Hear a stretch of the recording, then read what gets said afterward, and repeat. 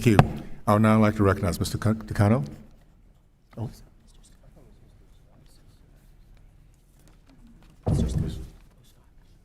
Who is it? I'm sorry, Mr. Scott. Thank you, Mr. Chairman. Dr. Cellini, when President Johnson signed the Higher Education Act, he said that it meant that a high school senior anywhere in this great land of ours can apply to any college or any university in any of the 50 states and not be turned away because his family is poor. And he backed up that promise with the Higher Education Act, where the Pell Grant at that time covered about 80% of the cost of attending a state college. And the other 20% could be made up with part-time jobs, summer jobs, and that kind of thing.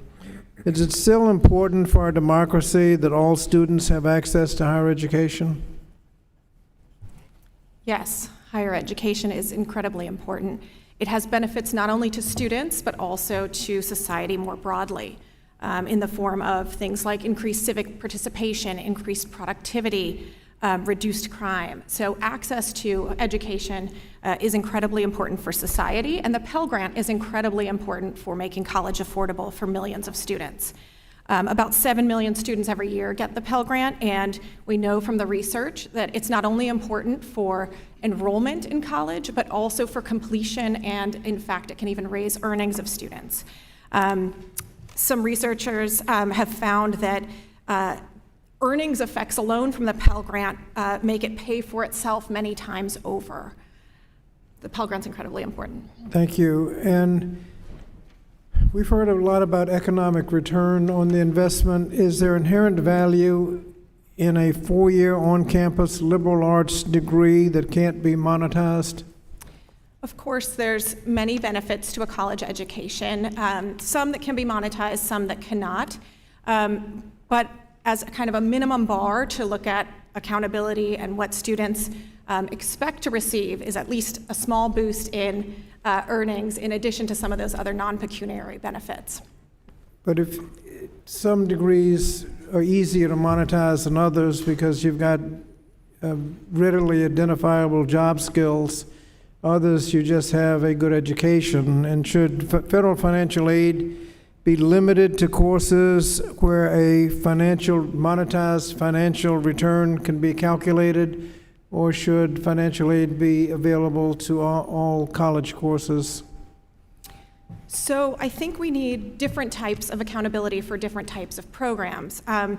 The accountability needs to be appropriate for the risks of those programs. And we know that many of the problems of value are concentrated in the for-profit sector.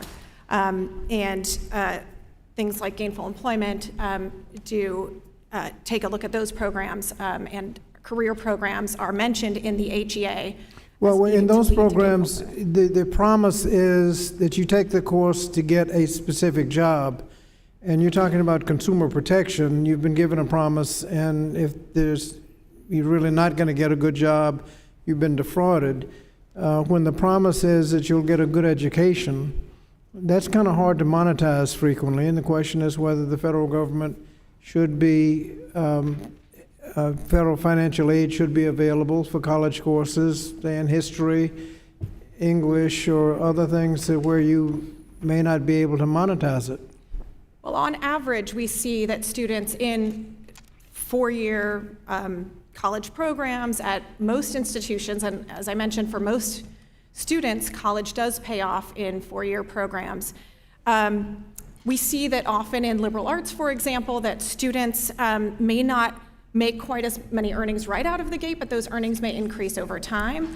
And they may also, of course, have non-pecuniary benefits of the education as well. And so we have to be careful about sticking just to being able to monetize the particular degree, but there is inherent value in a good education. Can you, one of the things that we haven't discussed is why it costs so much to go to college. Where can colleges actually cut costs? Or is providing an education just inherently expensive? I think there are a lot of reasons why college costs have increased. I think there's been state disinvestment in higher education, and As a result, sometimes budgets are balanced on the backs of students at the state level, and tuition rises. I think there are things that colleges can do to help students.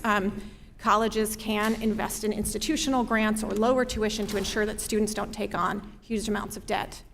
Well, the fact is that states have traditionally, several decades ago, paid 2/3 of the cost of a state college. Now it's on average less than 1/3. That burden has gone on the students. But trying to get the cost of running a college down has been challenging. Thank you, Mr. Chairman. Thank you. I'll now